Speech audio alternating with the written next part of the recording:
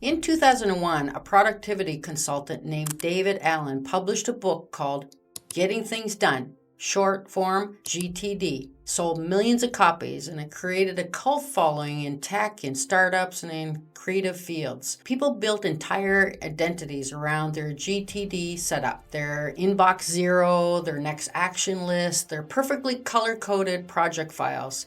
But here's what almost nobody noticed.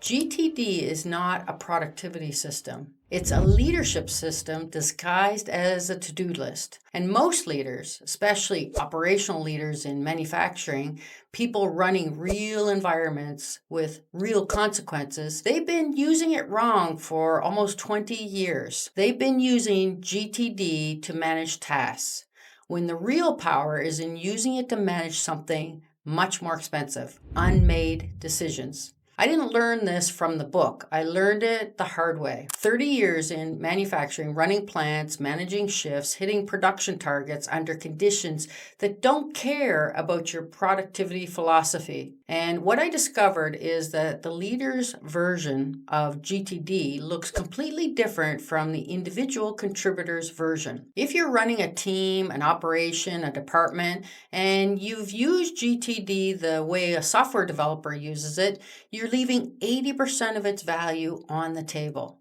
So in this video, I'm going to reframe GTD for operational leaders. 3 levels.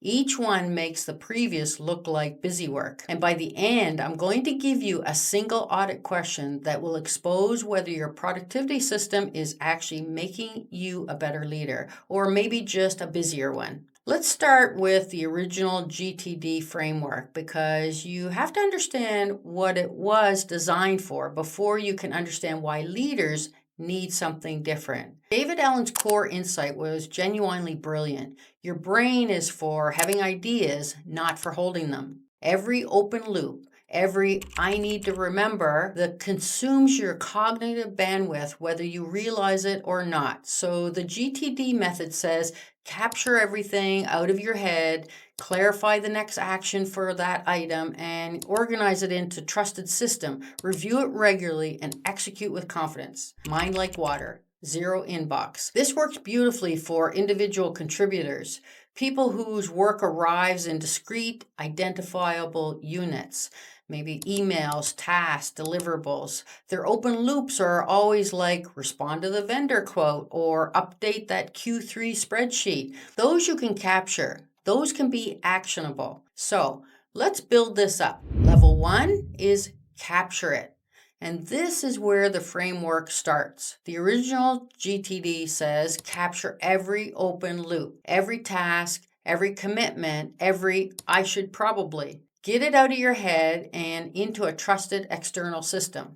And that's correct, but incomplete for a leader. The leader's version of capture this is capture every unmade decision. And here's why that distinction matters. Tasks are visible. You know when the email needs to be responded to. You know when the report is due. But unmade decisions, they're invisible. They don't appear on your inbox. Every unmade decision in the leader's head is an open loop that consumes cognitive bandwidth. It's the same as a task, but it's worse because unmade decisions don't age out. They don't have deadlines, and they don't trigger reminders. They kind of sit there week after week, taking up mental RAM while you process your emails and clear your inbox and feel productive while the actual leadership work goes undone. Here's a tactical move I give every operational leader that I coach. For 1 week, just 1 week, carry a decision log, not a task log. Every time you notice yourself thinking about something without resolving it, write it down as a decision that needs to be made. Do I need to move Carlos to a different shift? Write it down. Is your supplier quality issue bad enough to escalate? Write it down. Am I going to restructure the maintenance schedule or leave it as it is? Write it down. At the end of the week, most leaders have 15 or 30 unmade decisions they've been carrying around, and the relief is just seeing them externalized. of getting them out of your head. It's the same relief GTD practitioners describe about inbox zero, except these aren't emails. These are things that actually move your operation forward. I've actually built a complete decision mapping toolkit from this framework. What I use with plant managers or operational directors who are drowning in open loops that they can't name. And if you want it, it's in the link in the description. Level number 2 is clarify. And this is the level where GTD leaders diverge most from the original individual contributors format.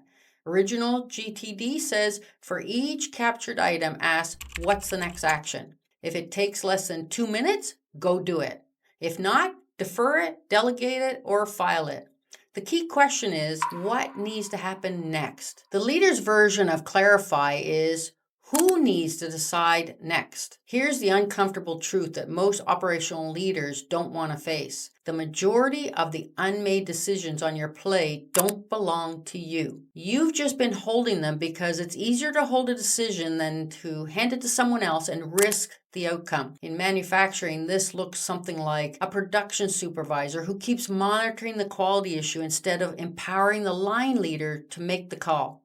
Maybe a plant manager who keeps thinking about whether to change a supplier instead of giving the procurement manager the parameters and the deadline. Or maybe a director who keeps watching a team conflict instead of telling the 2 shift leads, you have 2 weeks to propose a solution. And if you can't decide, I'll decide for you, and neither of you will like my decision. The GTD 2-minute rule? If it takes less than 2 minutes, do it now. That has the leader's equivalent of, if the decision should belong to someone else, delegate it now. Not the task, the decision itself. Here's the tactical move. Go back to that decision log that we talked about in level number 1. For each unmade decision, ask 3 questions. Question number 1, am I actually the right person to make this decision, or am I the person who happens to be worrying about it? Question number 2, if someone else made this decision well, what would I need to give them? Parameters, boundaries, a deadline? Question number 3, what's the worst that could happen if I let someone else make the call, and can I live with that? I've watched plant managers clear 60% of their cognitive load in a single afternoon just by running this exercise. Not by making decisions, by reassigning who gets to make them. The leader who hoards decisions is the leader who becomes the bottleneck every single time. Level number 3 is review. And this is where the GTD framework reveals something uncomfortable about your leadership that no task list will ever surface. Original GTD says, do a weekly review. Go through your lists, update your projects, clear your inboxes, process anything that accumulates. The goal is to return to the mind of water, a state where nothing's nagging you and everything has its place. The leader's version of the weekly review is different though. It's not about clearing your inbox. It's about auditing your involvement. And here's the exercise. Every Friday for 15 minutes, review your week and ask 2 questions. Question number 1, what did I touch this week that I shouldn't have touched?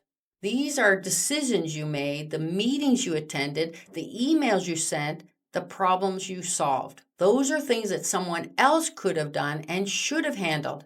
Write them down, every single one. Question number 2, what did I avoid this week that only I can do? These are the decisions that only you can make, maybe those conversations that only you can have, and the structural problems only you had the authority to address. Those are the ones that you didn't touch. Write those down too. Gap between those 2 lists is your leadership depth, and it compounds. Every week that you do someone else's job and avoid your own, the gap widens. Mind like water is beautiful state for an individual contributor. But for a leader, mind like water, it can be a trap. The leader's goal isn't mind like water. It's mind on fire about the right things and completely disengaged from the wrong things. Now here's the audit question that I promised you at the beginning. It's simple and it's brutal. If you died tomorrow and someone stepped into your role, what unmade decisions would they find? Not tasks, not emails, not projects.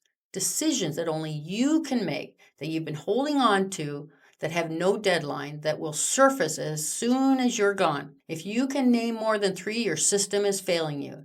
Not because you're undisciplined, because you're using a task management system for leadership work. A leader's mind isn't just for having ideas, it's for making decisions. And if you're not capturing, clarifying, and reviewing your decisions with the same discipline you apply to your inbox, you're not a productive leader. You're just a busy one. I've spent 30 years in manufacturing leadership, and I've watched brilliant leaders get stuck because they confused activity with output. Don't be that person.